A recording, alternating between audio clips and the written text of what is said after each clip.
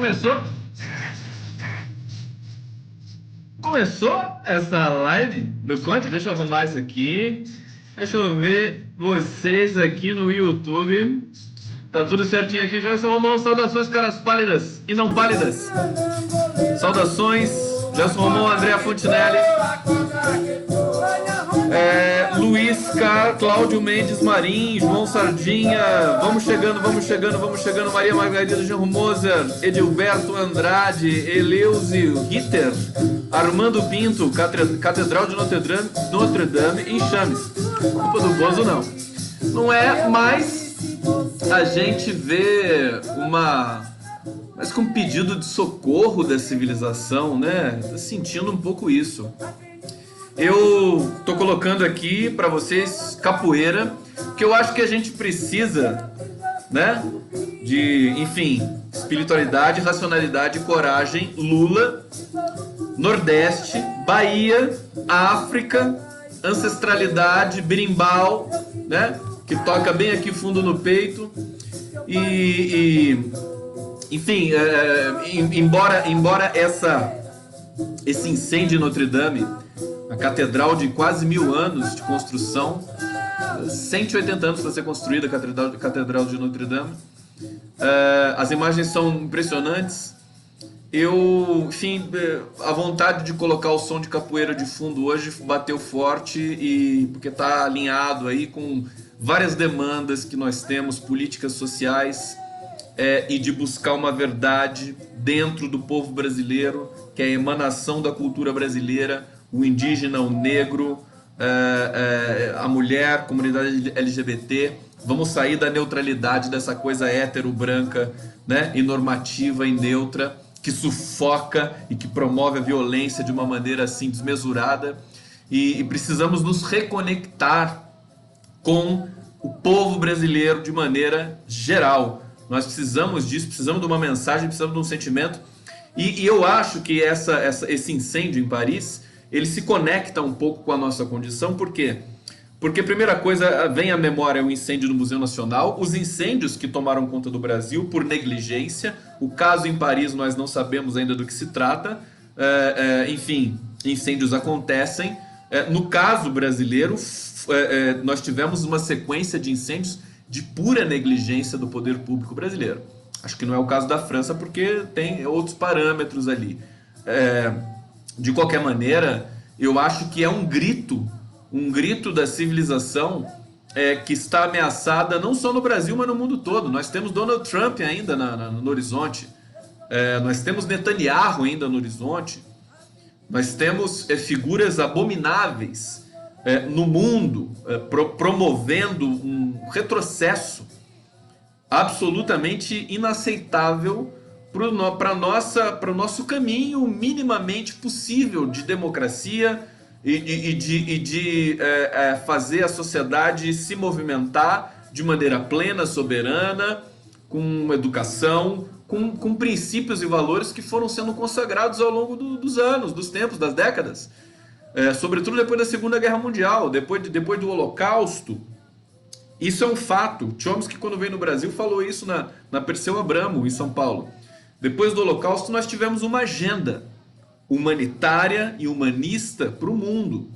Bem ou mal, com seus problemas, seus defeitos, suas lacunas, nós tivemos uma agenda estabelecida pela ONU, bem ou mal, sendo capacho dos americanos, bem ou mal, mas nós tínhamos um discurso estabelecido em prol da nossa sobrevivência, do respeito ao outro, não só da inclusão social, mas da inclusão intelectual, acesso para todos. Então, eu acho que esse incêndio em Paris, ele chama a atenção para isso. Nós temos de significar as coisas. O incêndio é um incêndio, é um incêndio. Já diria a grande poeta Gertrude Stein, né? A Gertrude Stein dizia, uma rosa é uma rosa é uma rosa. E aí eu posso dizer, um incêndio é um incêndio é um incêndio, beleza. Mas nós somos seres significadores, codificadores, é a nossa essência, né? O que nos caracteriza não é que nós somos racionais, isso é falso, né? Não acreditem nessa história, não é que nós somos racionais, é que nós somos seres predadores de sentido. É isso que caracteriza a espécie humana. E nós temos de domar essa predação do sentido para que ela seja canalizada para coisas que garantam a nossa permanência nesse mundo, a permanência, o respeito pela natureza, o respeito pelas coisas do mundo. É isso que caracteriza o ser humano. Não tem racionalidade nenhuma. A racionalidade é mais uma das características. É uma das. E nesses últimos tempos ela tem sido muito negligenciada também. Então, vamos... eu acho que nós temos de significar esse incêndio. Eu acho que é um incêndio impactante porque ele mexe com a cultura ocidental. A cultura ocidental em chamas. E, metaforicamente, é isso que nós estamos assistindo. Nós estamos... talvez não a cultura ocidental, mas a cultura que nós conhecemos como cultura aqui no Brasil. Está em chamas, né? Quando que se imaginou que nós teríamos aí uma possibilidade de um retorno ao fascismo? O governo Bolsonaro absolutamente fascista na acepção mais trágica da palavra, né? Talvez o fascismo não fosse tão ruim como o governo Bolsonaro, porque aqui você tem cifras de fascismo, de nazismo, misturadas com incompetência, com desumanidade explícita, que talvez o próprio fascismo e o nazismo, não sei até onde, porque o que o governo Bolsonaro promove, queridos, ninguém se iluda, é um genocídio, né? As pessoas vão morrendo, sem política pública, sem política para educação, sem política para salário. O Bolsonaro acabou de encaminhar uma LDO no Congresso para que o salário mínimo não seja mais reajustado acima da inflação, com o reajuste real acima da inflação. Quer dizer, ele já, primeiro gesto dele como presidente foi negar o aumento real do salário mínimo. O salário mínimo ia para mais de R$1.000, ele trouxe para trás. Aí eu pergunto, como é que esses caras querem resolver o problema da economia fazendo isso?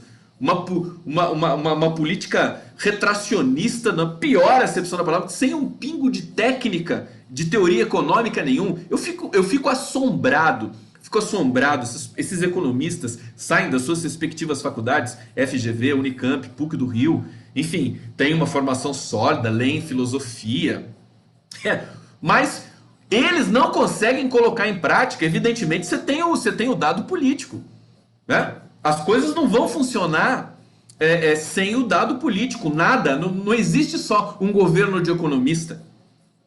Você precisa da política para concretizar a sua concepção de uma ciência econômica atrelada ao desenvolvimento de um país. Eles não conseguem fazer isso. É uma coisa impressionante. Não tem a menor condição. Todos os prognósticos de crescimento do 2019 no Brasil desabaram. Não existe mais confiança no Paulo Guedes por parte do mercado financeiro, porque o Bolsonaro, o Paulo Guedes nem sabia da negociação, enfim, do pedido do Bolsonaro para a Petrobras não subir o diesel. Não estava nem sabendo disso. Quer dizer, isso mina. Petrobras caiu 32 bilhões de um dia para o outro. As ações da Petrobras perderam 32 bilhões. Isso dá, acho que, 3 Bolsas Família, não sei que parâmetro mais nós temos hoje para fazer comparativamente, mas é impressionante que, dentre tantas coisas, diante de um governo absolutamente inercial, parasitário como esse, em todos os níveis, a imprensa tradicional, que costuma ser a nossa... Enfim, costuma verbalizar algum tipo de olhar crítico, deveria fazer isso, evidentemente, minimamente, deveria pelo menos fingir minimamente algum tipo de olhar crítico lançado para o governo. Ela está paralisada também. É impressionante. Não consegue se dar conta. Cadê os colunistas economistas do Globo, do Estadão, da Folha? Como lidar com esse tipo... Quer dizer, isso está sendo pedagógico. A live de ontem foi, nesse sentido, ela foi digamos, quase que um chamamento para você poder visualizar o que está diante de nós como desafio político, social e consequentemente, econômico. Mas é impressionante o silêncio dos economistas com relação a isso. Eles são muito protocolares. Falam de reforma da Previdência quase que com canudinho. É aquela coisa assim, toda séptica. Sinceramente, nojento, né? É a sepsia nojenta. Sabe, não vai direto ao assunto. O Márcio Postman está o tempo todo denunciando esse protocolo, absolutamente, enfim, sem um pingo de futuro. É uma política econômica que não tem futuro, que não tem parâmetro. Ela não existe, basicamente. Como é que você vai aquecer a economia? A imprensa aí se pergunta: nossa, mas o Itaú reduziu o crescimento brasileiro em 50%, de 2 para 1,3% para 2019? Que absurdo. Ela dá a notícia e você não tem nenhum parâmetro de comparação e de crítica. Ela não chama a Globo News não chama o economista para falar sobre a falta de horizonte que é esse governo parasita. Isso é um absurdo. Isso é estilhaçamento da linguagem. É a linguagem onde ela não faz mais efeito. E é por isso que eu chamo a atenção para esse incêndio na Catedral de Notre Dame, porque é como se fosse um grito de socorro da própria linguagem, da cultura, que parece que está incendiada. As pessoas ficaram enlouquecidas. Rede social, WhatsApp, memetização, né? Um meme slogan o tempo todo que confunde até os próprios segmentos progressistas, muitos de nós, entre nós, confundindo muito as bolas nesse momento, no momento que nós teríamos de estar juntos, no momento que nós teríamos de estar, assim, alinhados acima de tudo, não importa se o nome é X ou Y, para a prefeitura X ou Y, mas quem é herdeiro de quem, né? Mas... sobretudo, eu falo, não, o campo é esse. Não importa se o herdeiro é o Boulos, é o Jean Willis, é a Manuela, é a Glaze, é o Marcelo Freixo, não importa quem que vai herdar o Lula, se ninguém vai herdar, né? Se ninguém vai herdar. Eu acho que, na verdade, a discussão é absolutamente estéril. Porque o Lula está estabelecido e ele ainda tem muita lenha para queimar. Ele vai voltar ainda, vai ter de ser chamado mais uma vez para consertar tudo isso, que é o único que pode consertar de fato tudo isso. Né? Que é uma situação que ela demanda não apenas uma competência política, ela demanda aquele que tiver de liderar um processo de reconciliação nacional também vai ter de ter carisma, também vai ter de ter espiritualidade, também vai ter de ter humildade, também vai ter de ter emocionalidades à flor da pele, porque senão você não reconecta o povo brasileiro, precisa de afeto para ser reconectado. Ele foi estilhaçado através do ódio. Então, para o Brasil voltar a andar, né, a produzir a sua economia, as pessoas sonharem, as pessoas ficarem felizes, enfim, trabalharem, voltarem a ser o país mais feliz do mundo, como foi nos governos democráticos Lula e Dilma, num dado momento ali, muito específico, muito especial, em que o brasileiro era apontado como o povo mais feliz do mundo, para ser um dos mais infelizes hoje, rapidamente, assim, historicamente.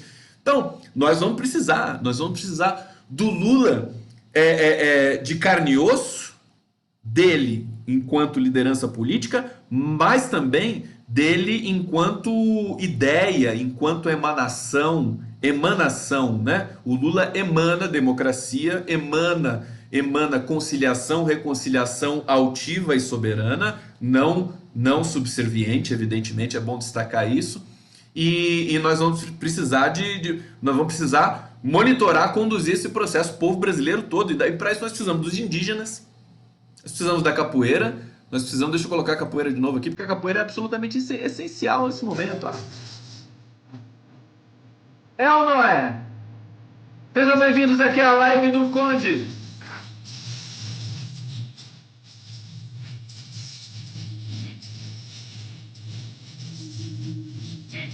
Deixa eu ler aqui alguns comentários de vocês no chat do Conde, aqui no canal do Conde. Inscreva-se no canal do Conde. Quero falar da programação dessa semana para vocês. Vamos ver aqui Cristina Pontes. Cristina Pontes está na Espanha, né? Choro por Notre Dame. Vitor M, sou na caixa Condão, sou na caixa aqui Capoeira. É o Mestre Limãozinho. Esse é o Mestre Limãozinho. Genial. Vanusa Pantaleão também, estou muito triste com essa tragédia mundial. Sônia Leite, Lula livre. Paulo Sérgio Valetich. Tá lá, esse aqui é Bolsominion, né? Tá lá, ele tá se lambuzando. Tá bom o Brasil, né, Paulo Sérgio? Tá gostoso, né? Você tá feliz? Tá fazendo supermercado bom? Tá contente? Contente com o seu salário? Com a sua previdência? Então tá bom. Maria Gomes. Oi, Conde. Estou com depressão devido a tudo isso que está acontecendo no meu país. Que amo. Fico muito preocupada com tudo e com todos. Beijos. Beijos para você, Maria Gomes. Não se entregue. Nós precisamos, inclusive as mulheres têm um sentimento, um sentido muito mais poderoso de luta, e acho que é importantíssimo você se realinhar e partir realmente para a resistência seguida da ação. Vani Franciscato Geban. É sim, Conde, as arbitrariedades do mundo são fruto desse capitalismo selvagem. Gera muita energia ruim. Marcos Santos, adora essa live cabeça. Opa, valeu! Armando Pinto, o incêndio em Paris é um tapa na cara do brasileiro complexo de vira-latas. Assim como aconteceu com o museu, os franceses não conseguiram evitar e tampouco debelaram o incêndio. Não entendi muito bem o que você quer dizer, mas acho que não tem nada a ver uma coisa com outra. Armando Pinto, os incêndios aqui no Brasil, Museu da Língua Portuguesa, prédio no Largo do Paissandu sob a gestão Dória em São Paulo, CT do Flamengo, Museu Nacional, isso tudo foi por incompetência política. Definitivamente. Profunda incompetência do golpe, competência política dos tucanos em São Paulo e dos governos do Rio de Janeiro, da fiscalização, dessa cultura brasileira do jeitinho. Agora, na França, nós precisamos saber o que é. A França não teve tantos incêndios como o Brasil teve nesses últimos tempos. Nós, no Brasil, queridos, veja, a situação é dramática, porque eu conversei há alguns dias com um fotógrafo, querido amigo Marcelo Camacho, que mora em Roraima, em Boa Vista. Roraima é o estado brasileiro que tem mais terras demarcadas para as nações indígenas. Foram demarcadas devidamente pelo STF por um processo legal longo, árduo, demorado, mas que finalmente foram consagrados pela lei brasileira. E os ruralistas daquele estado, e ademais de toda a região norte, nordeste, centro-oeste, eles estão de posse de uma senha para matar e para queimar. O Marcelo me disse que eles estão queimando indiscriminadamente as regiões imensas de Roraima.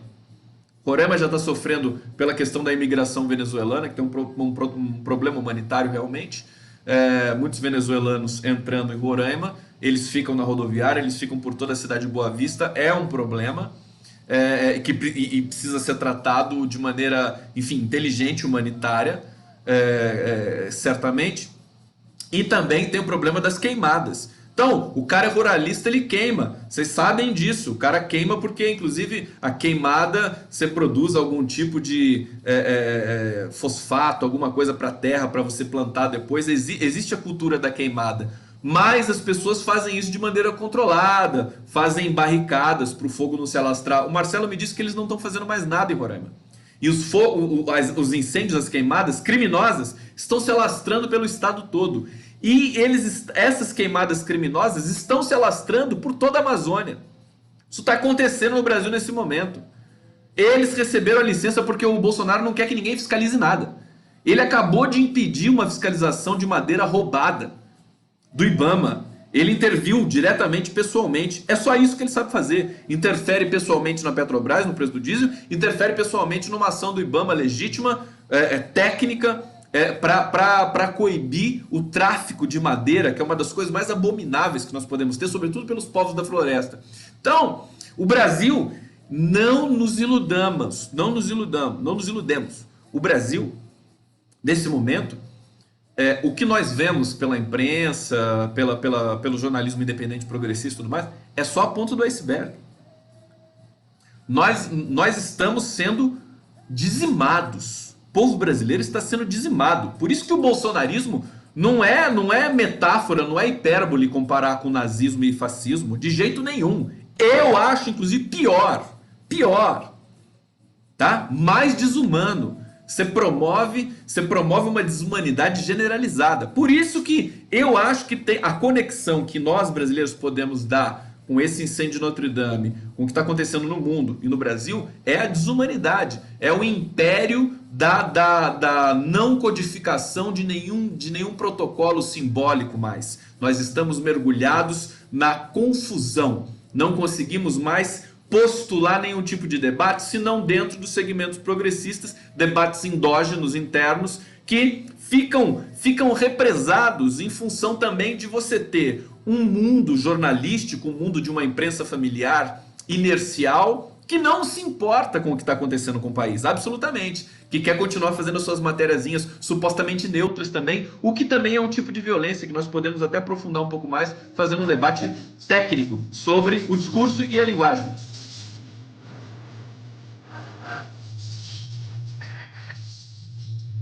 Olha o meu Lula livre vulcano. Opa, tá aqui.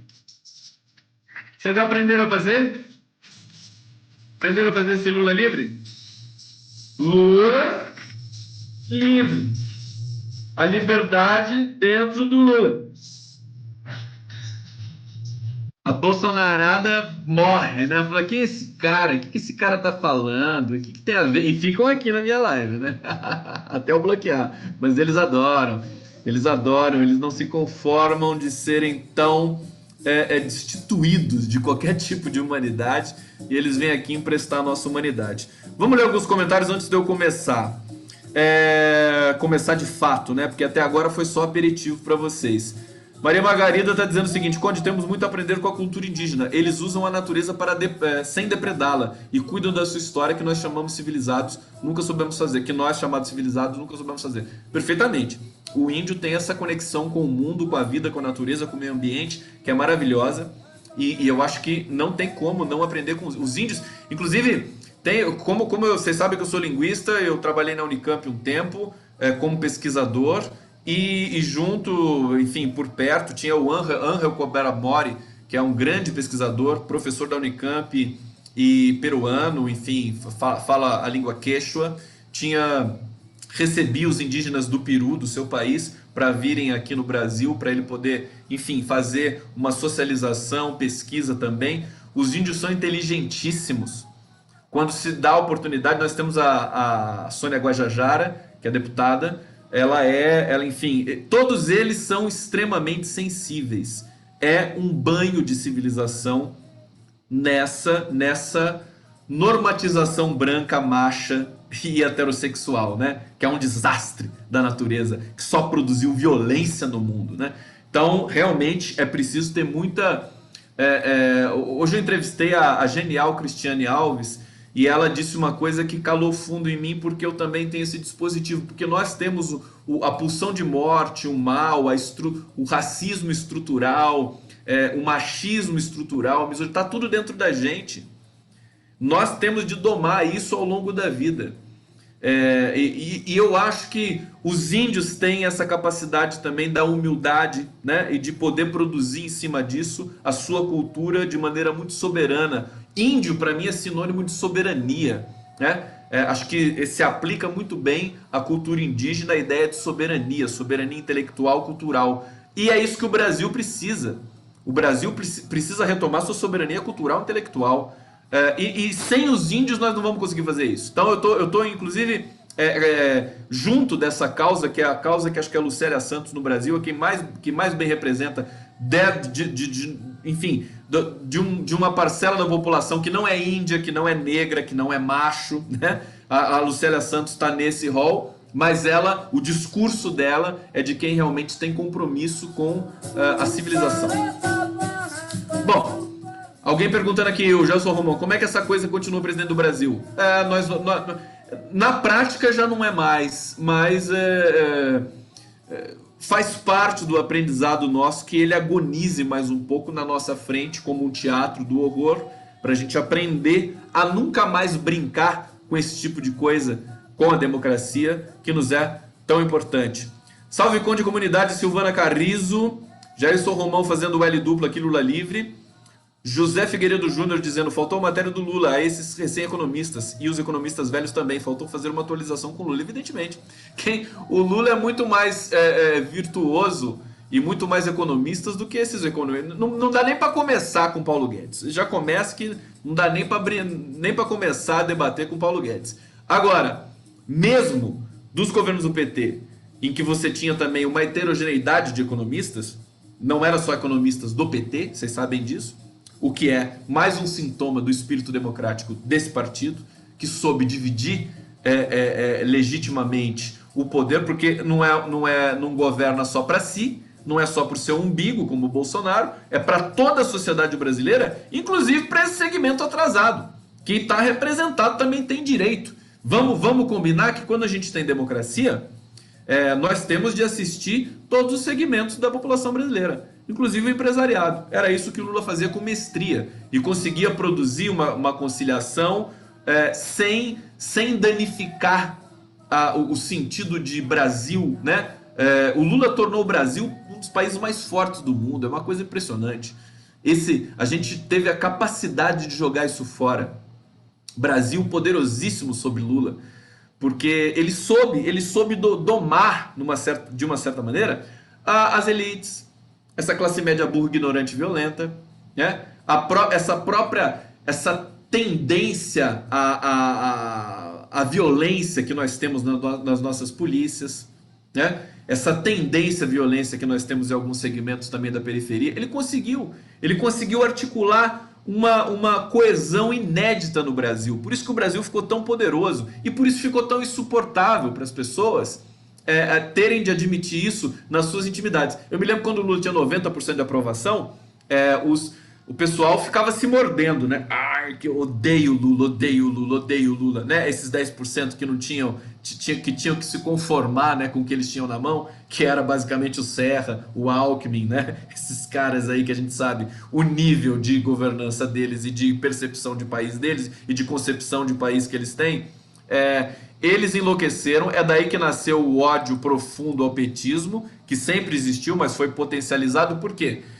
Porque os governos petistas tiraram o doce simbólico da boca da classe média. A classe média vivia melhor, tinha mais segurança, mais felicidade, mais respeito interno e externo. É brutal, né? Mas ela perdeu uma coisa. A classe média perdeu uma coisa nos governos democráticos Lula e Dilma. Ela não pôde mais fazer o seu proselitismo assistencialista barato, que é aquela coisa de dar sopinha na rua para morador de rua, de levar cobertor nos róteres da vida.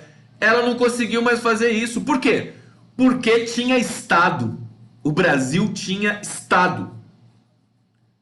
Os pobres, né, tiveram chance, tinham emprego, trabalhavam dignamente, produziam. Então você não tinha mais para quem doar sopa. Você não tinha mais para quem doar roupa.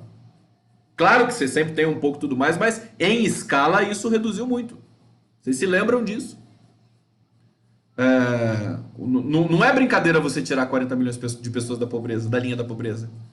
Não é? Você modifica a economia, modifica a sociedade, modifica a dinâmica das práticas sociais no país todo, nas grandes cidades. Então esse pessoal perdeu. Eu me lembro, eu moro numa cidade pequena do interior do Vale do Paraíba, mas mesmo nas grandes cidades e nas pequenas, o que aconteceu? Você não tinha pobre mais, cara. O mais pobre tava ganhando a sua casa no Minha Casa Minha Vida. E tava com emprego, tava com a sua motinha, entregando pizza, entregando lanche, entregando encomenda.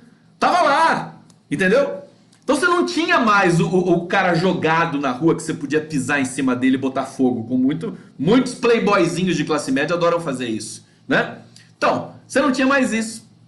Aí a classe média perdeu esse doce de posar de boazinha. Não, eu vou lá, faço a sopa e dou, tá? Aquela coisa assistência. Isso é assistencialismo. Por isso que eles criticavam a Bolsa Esmola.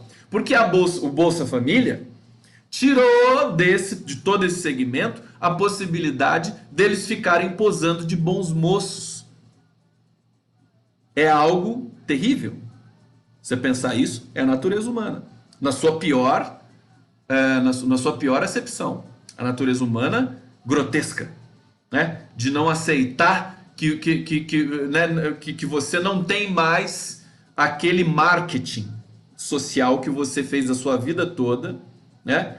E que agora você tem de, por exemplo, se preocupar e gastar o seu tempo com alguma outra coisa que sirva para você intelectualmente, por exemplo, se informar, ler um livro, né? Viajar, fazer alguma coisa para você ocupar seu tempo. Então você não vai ter... Vocês estão entendendo meu raciocínio? Então, isso foi terrível, né? Talvez nem tanto ver o pobre no aeroporto, o negro nas universidades, rendendo e produzindo mais do que os brancos, né? Mais do que os não cotistas, demonstrando muito mais energia, muito mais inteligência do que a elite consagrada, né? Heteronormativa. E aí você tem esse dado. Quer dizer, os governos Lula e Dilma proporcionaram isso. O próprio PT talvez não tenha clareza desse problema, né? Que ele gerou como efeito colateral. A classe média ficou com a brocha na mão, não podia mais posar de boazinha. Porque o Brasil tinha Estado. A ideia, por isso que eles defendem o Estado mínimo. Por isso que eles defendem o Estado mínimo. Porque não ter Estado no Brasil, como é o que nós estamos vivendo nesse momento, nós estamos vivendo só com o que sobrou dos governos democráticos do Lula e Dilma. Como eles produziram muito, estruturaram muito o país, você tem um resto de governo, de Estado, que ainda vai levando, né, mantendo algum tipo de estrutura estatal, governamental, pública no Brasil. Mas eles querem o Estado mínimo por quê? Eles não querem o Estado, eles querem posar de Estado. Porque a ausência do Estado empodera a elite, que daí ela quer demonstrar como ela é boazinha, com essa massa gigantesca de pobreza, de gente morrendo de fome. Ela vai lá e presta sua ajuda e consegue replicar o seu discurso de empoderamento atávico, né? Desde que o mundo é mundo, desde os tempos próceres, né? Os tempos antigos ali do marxismo, do Karl Marx e do Engels. Você tem essa estrutura social.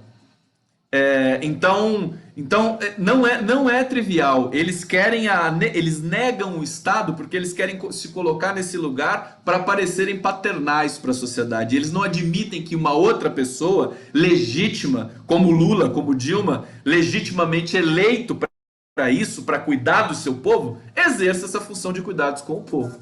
É paradoxal, mas é isso. Porque eles querem. Eles não querem produzir a bondade, eles querem o marketing, eles querem ser vistos como quem produz a bondade. E como o Lula e o PT e os governos democráticos, Lula e Dilma, tomaram para si essa, mesmo justamente por uma missão histórica imbuída de muito caráter, né? de reparação histórica, eles acharam que o Lula e o PT estavam querendo o discurso da bondade só para eles. Tomou a minha posição de fazer assistencialismo aqui, ó. Aí eles foram lá e deram o golpe. É isso, é assim que funciona o Brasil. É uma leitura, né? Acho que é uma leitura que dá pra defender. Tô aqui dividindo com vocês porque eu acho que é uma leitura que dá pra defender. Bom, deixa eu tomar um pouquinho da minha água. Ó, minha canequinha Lula livre, ó. Lula, beijo, Lula. Querido. Olha a capoeira do mestre Limãozinho. E vamos fazer aqui.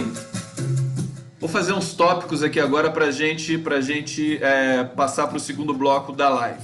Eu preparei algumas coisas pra gente comentar. Uma coisa que é uma graça, eu quero falar já pra vocês. O PSDB, o Dória é o dono do PSDB agora. Vocês sabem, né? O Dória é o dono. E ele encomendou pesquisa para mudar o nome do PSDB. Olha como esses caras só pensam em marketing. Não existe princípio nenhum, porque o nome de um partido tem de ter a ver com o ideário desse partido. Mas você acha que o Dória está preocupado com isso? Ele quer um nome legal. Ele quer uma marca, Coca-Cola. Aí ele mandou, parece que o nome do PSDB vai ser um nome americanófilo, uma coisa assim, Leader Party, alguma coisa assim, tá? Ó, vai ver, ele quer isso, né? E aí, eu quero pedir pra vocês o seguinte, porque é muito engraçado isso, que é o PFL morreu, virou DEM. O PMDB morreu duas vezes, né? O MDB virou PMDB, agora o PMDB vira MDB de novo. Voltou pra trás. Querendo fazer algum tipo de... O MDB, imagina, o MDB teve um papel importante na resistência contra a ditadura militar. E agora está totalmente alinhado com os militares lá no governo. Quer dizer, ele não quer nem saber de nada. Bom, aí só o PT que manteve o nome. É impressionante, né? Dos partidos grandes, né? Dos partidos grandes. E o PSDB agora também, cadáver, né? Cadáver político, vai mudar o seu nome. Daí eu quero pedir para vocês o seguinte: sugiram nomes pro PSDB aqui na live, no chat, né? Que nome que você daria pro PSDB? Eu recebi uma porção de sugestão genial, né? PSDB, PCC, né? Muda para PCC. Vai ficar bonitinho o PCC, né? Oficializa de uma vez, né? Oficializa de uma vez. Então, surgiram nomes tem alguém falando aqui, Arena, né? Arena, não, Arena era a situação, deixa eu ler aqui o comentário de Fabiano Franca, né? Arena era a situação da ditadura. Arena era a situação. Arena é um bom nome pro PSDB, porque eles estão doidinhos para se alinharem com o Bolsonaro. Mas veja, é uma situação cômica o PSDB fazendo pesquisa para ver que nome vai dar pro partido agora. É divertido, né? É humilhante. E o Dória quer fazer faxina ética. Logo o Dória, né? Logo o Dória vai querer fazer faxina ética e expulsar o Aécio Neves, o Eduardo Azeredo, que tá preso e ninguém lembra dele. Não tem vigília, não tem ninguém falando nada dele. Nem sabe se tá preso direito, não. E também expulsar quem? O Serra não, porque o Serra não é expulsável, porque o Serra é vingativo. Se ele expulsar o Serra solta um dossiê sobre o Dória. E mais alguém, tem mais alguém que ele quer expulsar do PSDB. Não sei se o Paulo Preto, não sei. Mas de qualquer maneira, o Aécio Neves, né? O Dória querendo fazer faxina ética, né? É curioso isso, né? Se ele quisesse fazer faxina ética de fato, ele teria de se faxinar a si mesmo, né? Porque é algo realmente impossível. Como é que ele vai varrer ele mesmo para fora? Não dá. Bom, é engraçado. Admitemos que isso é engraçado. Bom, deixa eu só amarrar um pouquinho mais o título da live, que é a Civilização em Chamas, porque eu acho que a gente tem que codificar e significar esse incêndio, que não tem nada a ver com o Brasil, aparentemente, mas tem a ver com a civilização. A civilização está ameaçada. Isso é um recado, né? É um recado é um sinal histórico, incêndio da Catedral de Notre Dame. Isso vai ser comentado de hoje até a semana que vem, sem parar no mundo todo. Muitas teses vão aparecer, não sobre a origem do incêndio propriamente, mas sobre os significados que esse incêndio enseja para o mundo todo. E eu acho que o significado principal é que a civilização está ameaçada.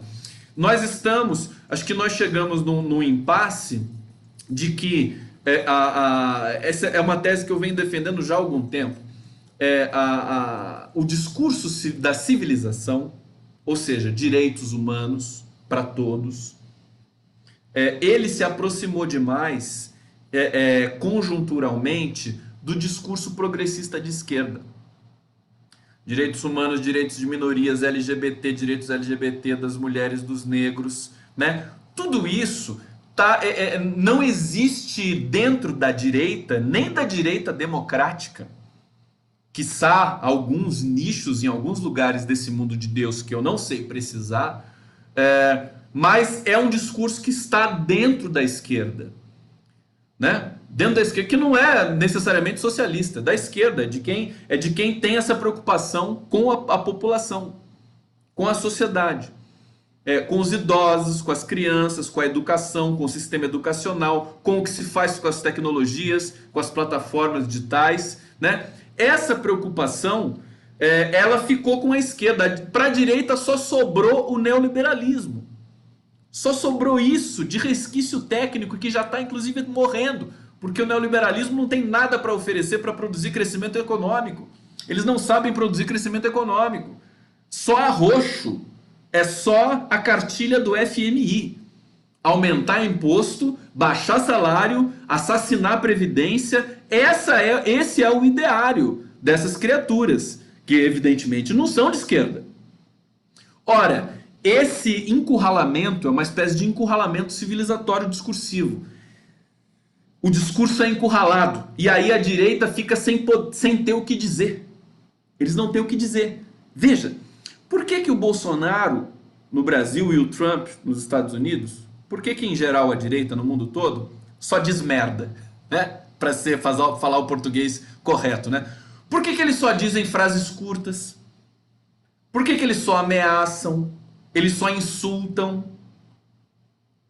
Eles avacalham, eles fazem o kkk, a risadinha, te desqualificam, te estigmatizam, se associam a movimentos religiosos. Por quê? Porque eles perderam a possibilidade de propor e dizer qualquer coisa para a sociedade do mundo inteiro. Veja, isso tem a ver com o incêndio de Notre Dame. A civilização que sempre preconizou e precisou, no princípio básico estrutural democrático, ter dois caminhos para que a população escolhesse para onde quer ir, para fazer alternância de poder, legítima, política, soberana, um lado murchou completamente, que é a direita. Ah, mas Conde, como é que eles estão ganhando eleições pelo mundo? Com fraude. Apelando. Então, o problema é mais embaixo, o problema é de linguagem. Eu venho dizendo isso há muito tempo, vou insistir porque eu quero dar uma contribuição que não seja a mesma contribuição que todo mundo dá o tempo todo, da ciência política ou da sociologia. Quero dar uma contribuição do mundo da linguagem. Então é um estilhaçamento do discurso. A esquerda ficou com o discurso, por exemplo, porque você tem a comprovação técnica disso todos os dias. É o Bolsonaro dizendo que o Papa é comunista, o Papa é de esquerda, e é mesmo. Ora, se o Papa defende a solidariedade, se ele defende a vida humana, se ele defende o perdão, se ele defende, enfim, um avanço civilizatório, ele só pode ser de esquerda, porque não existe mais alguém de direita que defenda isso no mundo. Vocês estão percebendo como é que o discurso, como é que o sentido vai sendo disputado e compartimentado ao longo da história? É isso que está acontecendo. Então, por isso que o Steve Bannon, o Trump e o Bolsonaro e o Ernesto Araújo e toda essa malta de, enfim, animalizada que nos assiste nesse momento, enfim, dos governos do poder, eles taxam quem não concorda com eles de comunista. E aí fazendo um simulacro, porque, sabe, nem cabe mais entrar nessa coisa de comunismo, porque o que nós temos é um embate civilizatório. A esquerda não é necessariamente socialista nem comunista, não tem essa ideia é atrasada. A esquerda defende direitos dos trabalhadores, das pessoas, né?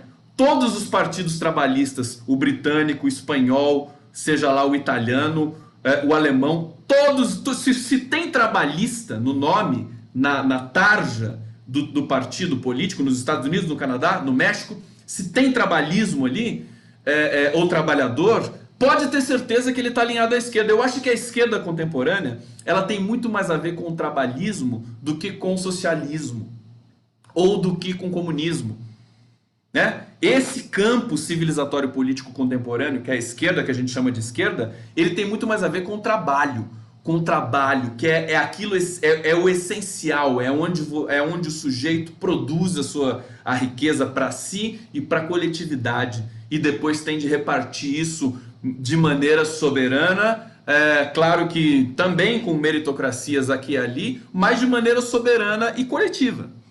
Então, veja, nós precisamos bater o pé e defender o que é uma esquerda.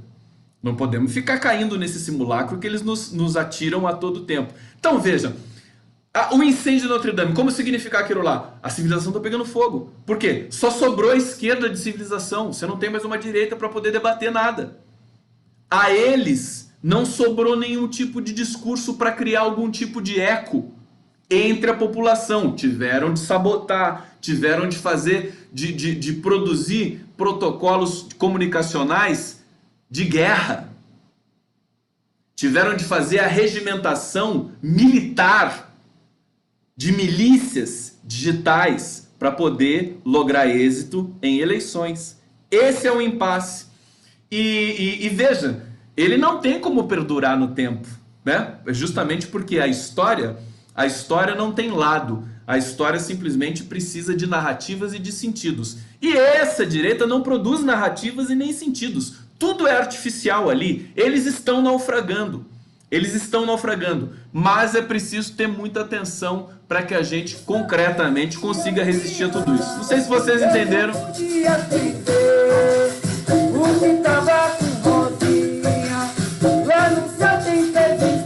Deixa eu ler alguns comentários aqui da live do Conde.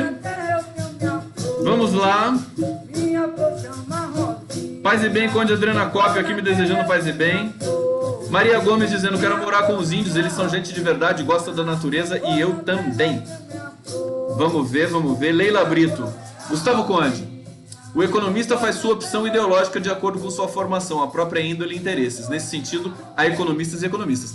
Eu não quero generalizar, acusar economistas. Eu faço análise estrutural até desse sentido. O Márcio Postman, por exemplo, é economista, mas o detalhe é o seguinte: você é economista? Você se formou em economia? Tem pós-graduação? Em Chicago? Em Harvard? Na USP? Parabéns. Agora, se você quer ser de fato um economista, você tem de se lembrar que existe uma coisa no mundo que se chama ser humano, né? Não é só números. Existem pessoas no mundo. Existem pessoas. Então, para mim, a diferença é essa. O economista que não lida com o pressuposto de que as pessoas fazem circular o dinheiro, o valor, a riqueza, para mim é uma grande piada, é uma tecnocracia total, né? Então fica aqui dado a minha explicação. Vamos lá, despencar o valor da Petrobras pode ser uma tática para baixar o preço para a privatização ao mesmo tempo fazer graça. Eu acho que não é tudo isso não, Fernando da Costa. Acho que é incompetência pura mesmo, né? Competência pura. Aí realmente o vento leva, né? O vento leva em favor da depredação do patrimônio público. Vanusa Pataleão aqui concordando com o Conde, né? É verdade, a cultura mundial está sendo ameaçada. Está sendo literalmente incendiada. Vamos lá, vamos ver mais algum comentário aqui, tomando cuidado para não ler comentário de Bolsominion. Ricardo Bora tocando berimbau de ouro, saudações. Existem pessoas no mundo, esse é o maior princípio do humanismo. Sim, a economia não pode desprezar esse fato. Nossos corações juntos serão um só. Bom, vamos lá. Tudo é livre. Tudo é livre.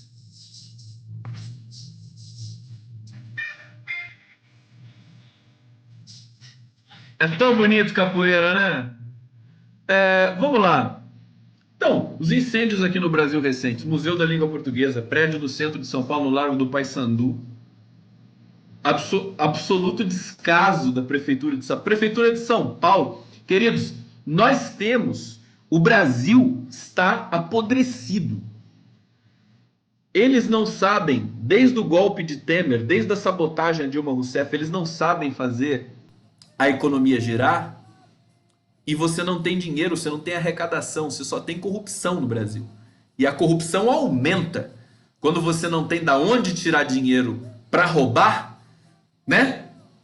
Eles vão lá e produzem protocolos criminosos mais sofisticados para tirar o dinheiro da onde nem tem dinheiro, porque o Brasil está sem dinheiro, porque não produz riqueza, porque não tem economia aquecida, porque não tem inteligência no comando do país. E esse dado é muito impressionante. Então, os estados estão falidos, os municípios estão falidos. Como é que esses políticos que nós sabemos que têm verdadeira obsessão por roubar, como é que eles vão continuar roubando? Eles vão dar um jeito de desviar o dinheiro que iria para vacinação, que iria para educação. É por isso que você tem ali no Ministério da Educação uma criatura do mercado financeiro, que é justamente o Abraham Weintraub. Designou para o Enem um delegado. Gente, eu não quero assustar ninguém, mas eu diria que o Enem desse ano está sob ameaça. O Brasil está todo sob ameaça. Então eu ia falar da cidade de São Paulo, né? Praticamente todos os viadutos estão comprometidos. Se quiser falar de Minas Gerais, praticamente todas as barragens das usinas estão comprometidas. Tem um artigo muito importante hoje que está na Roma 247, que é da Renata Dias Barbosa, uma cientista política muito competente. Ela diz, o título do artigo é O Estado e as Mineradoras contra a Preservação Ambiental em Minas Gerais. A situação em Minas Gerais é dramática. Então, nós vamos ver outro rompimento de barragem em breve. Não tem dúvida disso. Previsível porque depois da catástrofe do crime catástrofe da Vale em Brumadinho, As pessoas se comovem, a imprensa divulga, fala-se naquilo uma semana sem parar e depois todo mundo esquece. O próprio povo atingido. O povo atingido está sofrendo muito. Está sofrendo muito. Você tem uma crise humanitária. Então ela diz, né? Tem uma crise humanitária causada pela mineradora Samarco e Mariana. Outra causada pela Vale em Brumadinho. E você tem uma campanha que, enfim, que está sendo tocada lá em Minas Gerais, Mar de Lama nunca mais, né? É o minério de sangue, a expressão que a Renata tem usado aí para denunciar os desmandos ali na fiscalização e na indenização dessas pessoas atingidas pelas rompimentos de barragem.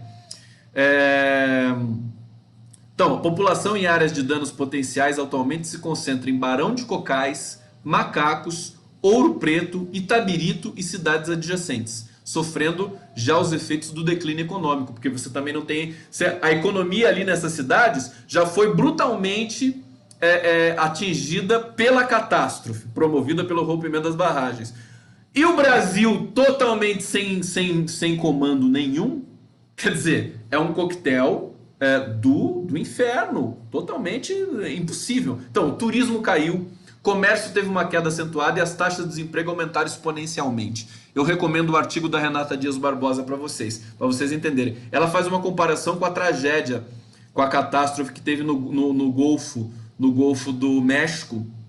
Você teve a petrolífera Deepwater Horizon no Golfo do México em 2010, né? Então a empresa responsável pagou uma multa de 65 bilhões e teve muito menos mortes do que no caso de Brumadinho.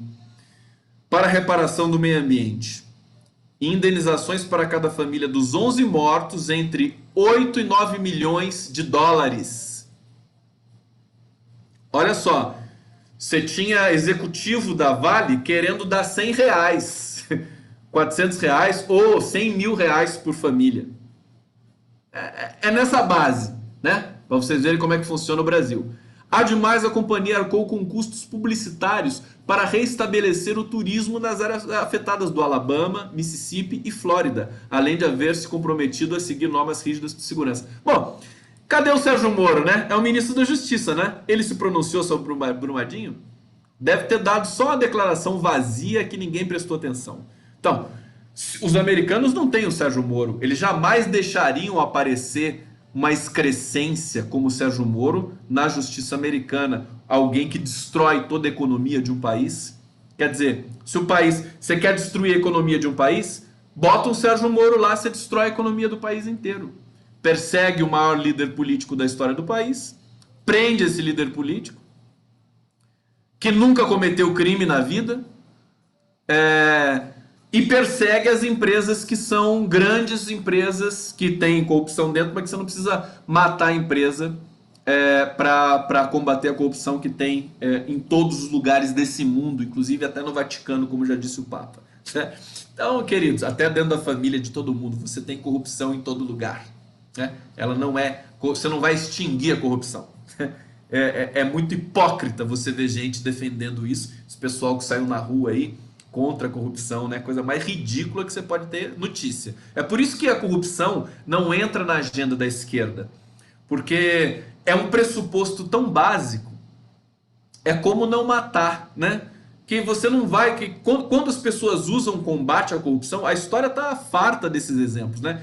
Entrou combate à corrupção, pode crer que é fascismo na área. Fascismo na área. Combate à corrupção é corrupto, é a linguagem corrupta, corrompida, justamente para enganar os incautos, né, que estão ali naquele frisson, aproveitar o timing histórico como foi aproveitado no Brasil, sempre assim. Collor de Mello, mesma coisa. Collor de Mello foi eleito para combater a corrupção Marajá e foi o cara mais corrupto de todos. Mesma coisa, o Bolsonaro, o Brasil está aprendendo a mesma coisa com o Bolsonaro agora.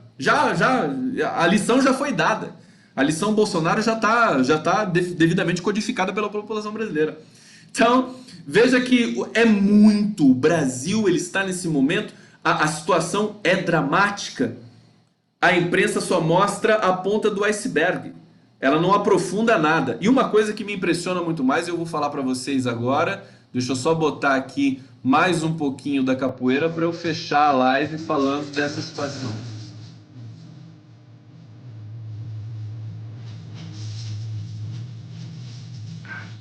Então, a situação para mim dramática, que eu estou indignado com isso, é o abandono da avó da Michele Bolsonaro.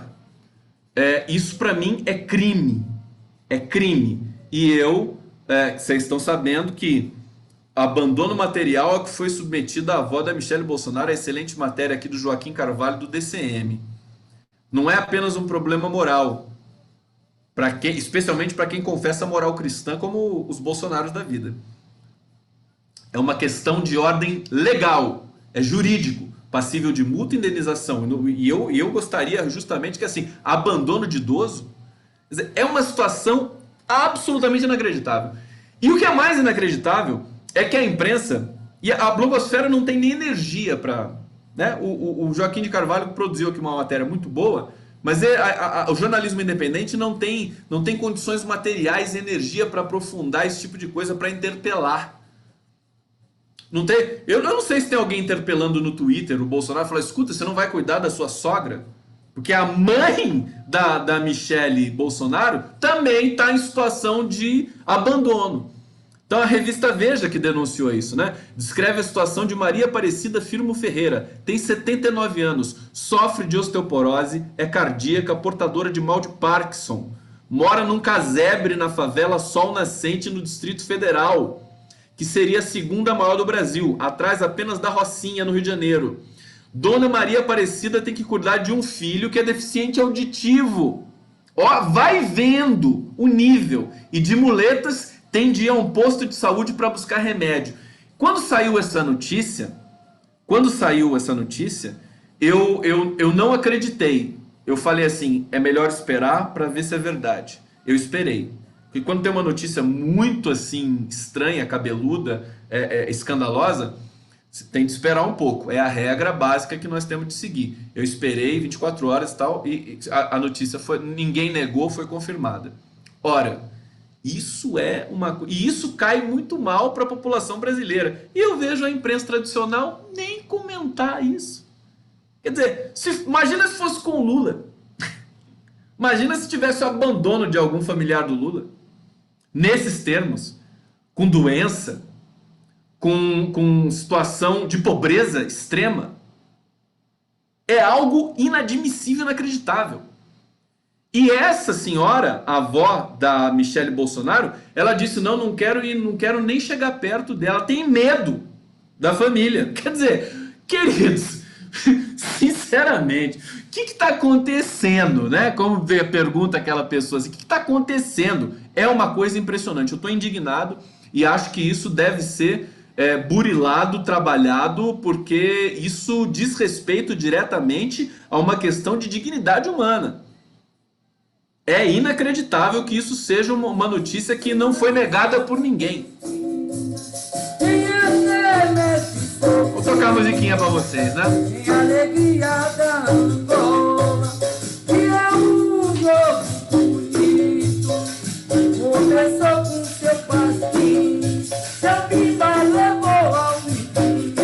Gente, eu vou tocar uma música pra vocês do Luiz Melodia. Vamos lá, vem comigo. Congênito. É uma música que não é para desacelerar, não. Essa música já acelera um pouco mais. E eu quero fazer aqui com vocês. Vamos lá. Pegar o violão aí. É muito simpática essa canção de 1977, Luiz Melodia.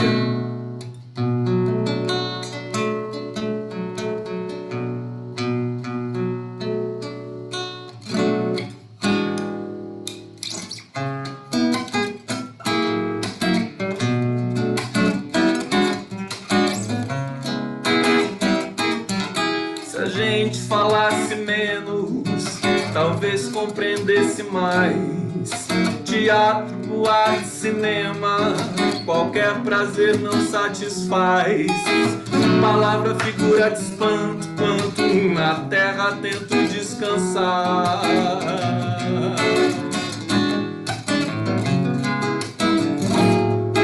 Se a a gente falasse menos, talvez compreendesse mais.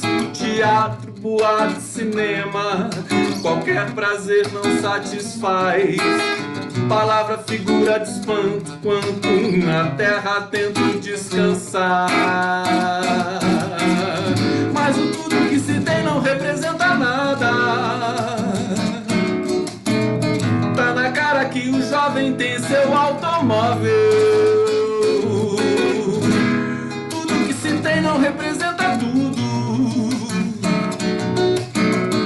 O puro conteúdo é consideração. Quem não gosta de consideração. Quem não vê,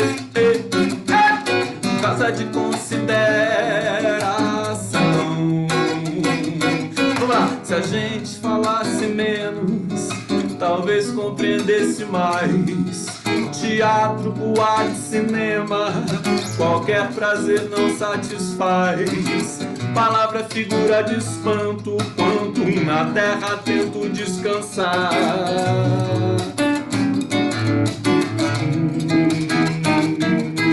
Se a gente falasse menos, talvez compreendesse mais. Teatro, boate, cinema, qualquer prazer não satisfaz. Palavra, figura de espanto, quanto na terra tento descansar. Mas o tudo que se tem não representa nada. Tá na cara que o jovem tem seu automóvel. Tudo que se tem não representa tudo. Puro conteúdo é consideração. Quem não gosta de consideração. Quem não vê,